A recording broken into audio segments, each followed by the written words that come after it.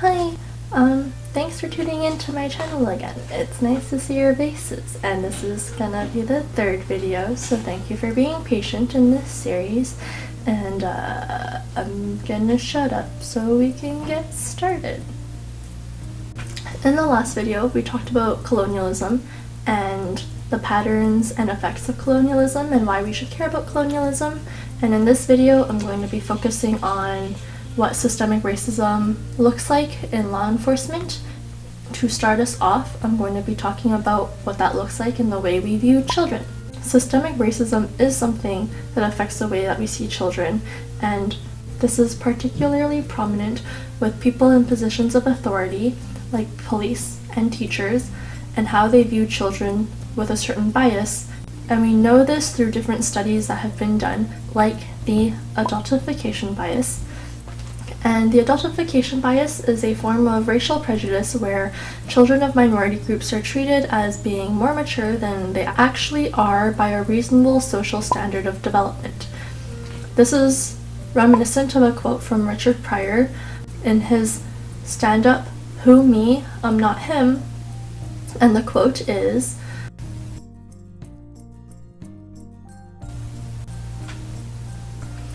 "Racial profiling only manifests from here.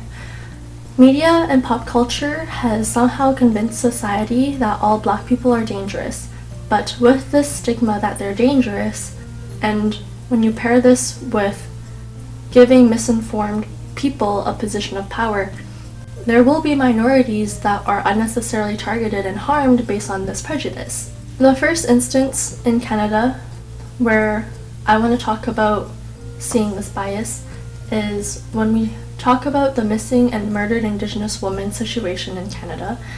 This refers to the hundreds of missing or murdered Indigenous women and how most of those reports go unsolved. Indigenous women are underprotected by police and even become an object of police brutality. I want to bring up a certain account by the Public Safety Minister Liz Throult, who had come out with an allegation of officers themselves raping and leaving Indigenous women outside of town in freezing conditions. The Thunder Bay, Ontario Police Force was under investigation for how they investigate and handle missing Indigenous cases, but nothing had come from that, and Canadian police overall don't put forth the effort, time, or resources to properly investigate these cases. This is obvious when we see statistics like how the Indigenous women make up around 4% of Canada's population but make up 16% of all female homicides. The government also sanctions abuse of the Indigenous community when they violate land treaties and agreements, and allowing RCMP to use lethal force when strategizing land raids in territories like the Wet'suwet'en territory. And when we say lethal force, this refers to using as much force as you'd like to make it past their wall of defense. And the police don't put forth the effort or resources towards actually helping these people, and they don't hesitate to use unnecessary force unless under the scrutiny of public eye. There shouldn't be investigations into the police force based on the way they mishandle people. And when there are, we expect to see something from it. But when investigations are made, nothing changes still. It's just a way to satisfy the public when they see something wrong for a little bit until it's not trending anymore. And then after that, nothing changes, nothing gets fixed. The next thing I want to talk about is the 13th documentary, which is a popular documentary that analyzes the roots of mass incarceration in America, and it's been a documentary that's been talked a lot, especially now in this certain political climate, and I really implore everyone to watch it. It's very insightful, and it's a really well-made documentary, and it combines all the information you need into one spot. The 13th documentary links slavery to the prison industrial complex through the 13th Amendment. The key points I want to highlight in this video is how Nixon's Southern Strategy campaign was a discriminating act towards the Black communities to appeal to white voters, and the implementation of the mandatory minimum sentence, and how they look at how over-incarceration damages generations of minority families and communities. I wanted to highlight those points so we can draw the parallels in Canada, because Canada isn't innocent of doing the same thing to our minority communities. But obviously, I can't summarize the documentary as well as the documentary, so please, please, please just go watch it. It's worth your time, I promise. But the things I want to bring parallels to is, first, the tough-on-crime approach taken by Nixon's campaign has similarities to how the Harper government had made changes to Canadian law enforcement. The Harper government made several bill changes to increase punishment of certain smaller crimes. The Harper government had also imposed the mandatory minimum sentence that has been going up, and they also restricted parole eligibility for certain groups. When these things were implemented, they were campaigned to lower crime rates, but there is still a lack of evidence for how the campaign had actually decreased any crime rate. And instead, this campaign had ended up criminalizing and incarcerating mass amounts of racialized people. By not getting bail and having a mandatory sentence, it increases the amount of people in jail. When you're charging a large bail bond to minority groups that can't pay, you're essentially forcing poor people to stay in jail because they don't have the money to prove their innocence. And a lot of these minorities won't have the money to prove their innocence because their communities are poor and there aren't resources or opportunities in those communities. Those communities have been stripped of wealth throughout history. And also, certain individuals aren't offered bail while they're waiting for their trial, and when bail is denied to certain individuals, it's based on likelihood of not appearing to court dates. But when you judge an individual based on how they seem, you're letting a lot of prejudice come in the way of that decision.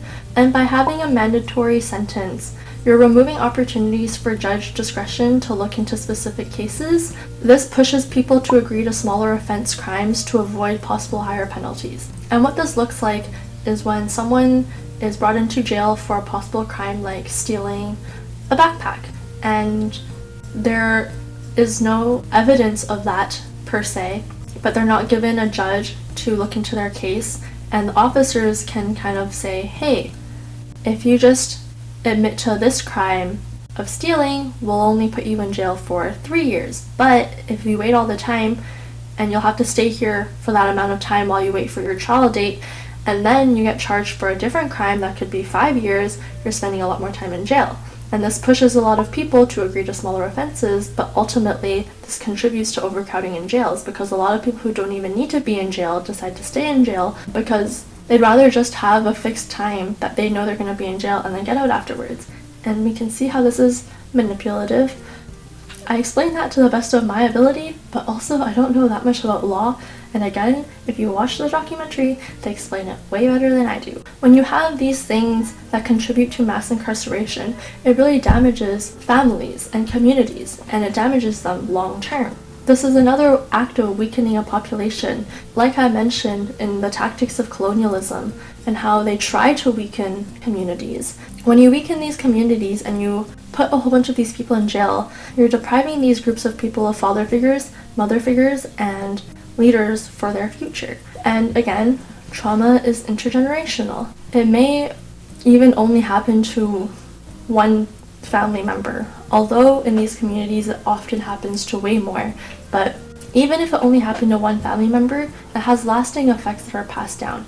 If someone is raised without a father figure in their life or a mother figure in their life, they are deprived of an essential part of their household and their upbringing. And whatever they lack in that upbringing, they in turn pass down to the children that they end up raising one day. When we talk about this bias, we have to look at statistics that reflect this bias in law enforcement, but a lot of these statistics aren't entirely accurate, and there's a lot of disparities and differences depending on where you look, because there isn't one fixated place that gathers all of this, and this is something that has to be a topic of reform when we talk about law enforcement, because there needs to be better data collecting. By not properly collecting data, you're essentially just being blind to the issue and ignorant, and you can't fix something that you can't see. And I think that's exactly what they want. But with the statistics that we still have, it's still obvious that there's a huge discrepancy in inequality. And I'll start from 2000 to 2017, 699 police were involved in fatal interactions with the public. The RCMP were responsible for 176 cases, and the RCMP are the largest perpetrators of police fatalities. A large majority of these officers face no charges. Only 49 cases were investigated, and only 11 cases got charged for manslaughter. In Canada, Caucasians make up over 71% of the population, but they represent less than half of the 699 police-involved fatalities with the public. The Indigenous population make up around 4.8% of Canada, but represent 15% of these fatalities, and the Black community makes up around 3.4% of Canada's population, but represent 9% of these fatalities. Again, you see the discrepancy and the gap. Moving on to statistics for incarceration, the number of incarcerated Black folks has gone up 75% over the last 10 years, and they represent 9.3% of all of the incarcerated individuals in jail, and 96% of those incarcerated are men. The number of incarcerated Indigenous folks has gone up by 43.4% over the last 10 years. They represent 30% of the incarcerated population, and this percent is higher in prairie provinces, where they make up 54% of prison population, and the Indigenous women represent 42% of the female population. And notice how the men are targeted in patriarchal communities, like the Black community, but the females are targeted in matriarchal communities, like the Indigenous community. And again, this reflects the hierarchy they try to uphold. And again, Indigenous females make up 22% of all homicide victims in Canada. And even with a pledge in 2015 to investigate and solve these inequalities in the law enforcement, and how there's such a huge bias in incarceration, numbers have still steadily been going up. And based on statistics and based on the MMIW situation, it's obvious that Indigenous women need police protection the most, but there's a huge gap in support for these groups of people. When I hear people blame individuals for just not completely staying out of trouble, I want to remind you guys of certain things. And the first thing is that these groups do try to teach their youth to stay out of trouble, because these groups know that their youth and their kids are unfairly targeted by law enforcement. But I think humans deserve a certain grace and space to make mistakes, because we're all humans. And when we do make mistakes, there needs to be a fighting chance to atone for these mistakes. Next, these communities have been drained of funds and wealth in order to help themselves. They don't have the money or resources to establish mental health institutions or make better education facilities for themselves. A lot of these families are deprived of a parent or a family member already, and deprived of leaders in their communities. And they don't have the money to fight for the justice that they need, or they don't have the money to prove their innocence, even if they are. The next thing is that these communities and groups are specifically targeted and handicapped by institutions and society. And lastly, these communities are suffering through generations of trauma, and they have been for centuries. And when you take these four things into account, the fact that they're targeted, the fact that they don't have the resources or money to help themselves, and they do try their hardest to teach their youth and their generation and their people to try and avoid these situations, and that these communities are suffering through trauma that is unhealed, it becomes more understandable why it's unreasonable and very, very hard for these victims of trauma and abuse to function 100% in society. It's an unreasonable standard to expect victims of trauma and abuse to function 100% in society, especially without the resources to help themselves and the opportunities to get out and overcome these situations. And despite these things that are working against them, there are still thousands of them that still do make it out of these situations. And when you give them the opportunities to make it out of these situations, they become shining members of society, and they do really, really well, and they provide a lot of good towards society. Honestly, trying to get out of the situation is all that they can do, but just imagine how difficult it is. Just imagine, as people who aren't in those communities, don't we kind of owe them a little bit more empathy and help to help them change their situation?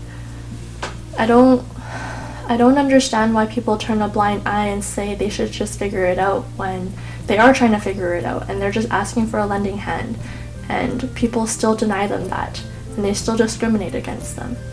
So yeah, I just want us to remember that society has done their best to bring out the worst of good people, and these communities have been broken down and gaslighted by society, and somehow us and the rest of society has been indoctrinated to believe a stereotype of these people that are false and fabricated. We have to remember that the government and media and Hollywood, they all fabricated this certain belief of these people. And the way that they're being treated right now is normalized, but by no means okay. It's time that we recognize their struggle, we see them, we recognize them, and we help them with our voices. Because although they're speaking really, really loud, they're still not being heard. Things still aren't being changed. And now is the time for change. And in order to help them, we need to educate ourselves and educate our surroundings. And we have to make steps towards true equality and change. I know I said that I would talk about what can be done to reform police racism and brutality and what defunding the police means in this video, but this video is already kind of long and I got recommendations to make some shorter videos, so please tune in next time. Again, this is a series and I'm really, really thankful to see you guys again, but please tune into the next video so we can talk more about this. And if you've listened to me and you think that what I'm saying is important, please share. This is something that I'm doing so I can increase eyes on the situation and hopefully get more people to listen. And I hope that by doing the research for these videos, it kind of takes the work away and makes it a lot more palpable to people. So yeah, thanks for watching. I hope to see you in the next video, and I'll catch you next time.